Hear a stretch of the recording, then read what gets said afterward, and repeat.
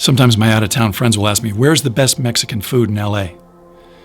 Well, in 1985, I worked in a lumberyard in south central L.A. serving the local contractors. It was a hard-working crew.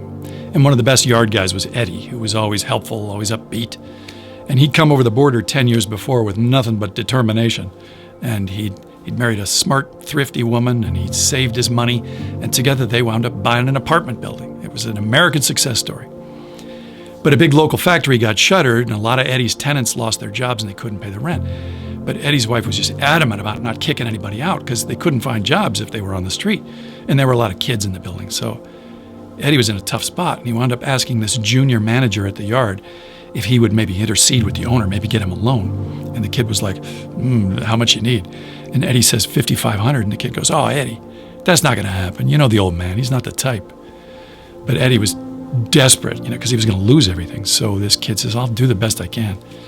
And the next day, I'm out by the mill, and this junior manager comes out and he pulls Eddie aside and he hands him this McDonald's bag filled with $5,460. No note, just the money. And he says, listen, the old man says you can't tell anyone.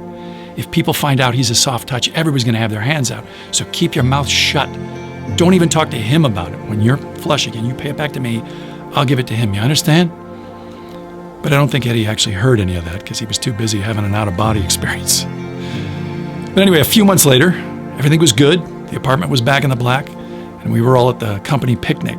And I was sitting with the junior manager, and I said to him, the tip-off was the amount, $5,460. That was your money. And he didn't say anything. But a couple of minutes later, he goes, oh, no. And what's he looking at? I look up, and I see Eddie and his wife walking up to the yard owner with a McDonald's bag. And they talk to him for a minute, and they hand him the bag, and the old man looks at it and shakes his head and hands it back. And they suddenly realize, the old man doesn't know anything about the money.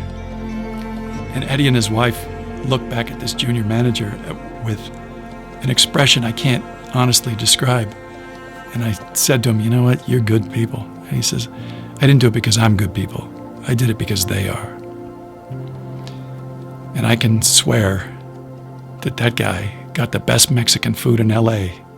for probably the next 10 years.